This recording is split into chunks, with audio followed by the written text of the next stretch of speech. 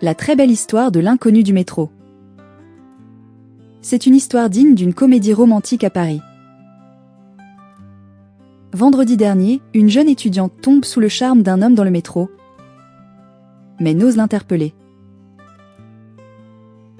Prise de remords, elle va écrire une affiche en le décrivant, avant de la placarder dans plusieurs stations de métro.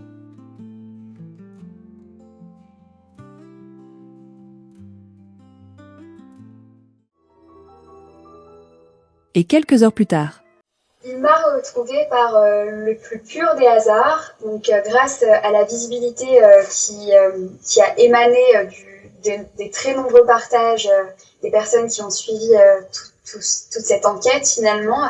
Il y a un journal qui a fait un article dessus et en fait, d'une façon extrêmement hasardeuse, il est tombé sur cet article dans son fil d'actualité Facebook. Et après m'avoir très certainement prise pour une folle, il s'est décidé tout de même, un homme très courageux aussi, à m'envoyer un message. Envoie-moi les messages pour s'assurer que je parlais bien de lui, etc. Et en fait, il m'a expliqué qu'au fur et à mesure de la description dans l'article qu'il avait trouvé, il se rendait compte que je parlais de lui et donc il passait vraiment d'hallucination en hallucination. Mais très rapidement, il m'explique qu'en fait, il a quelqu'un. Donc, il est en couple et je m'étais préparée à cette possibilité-là.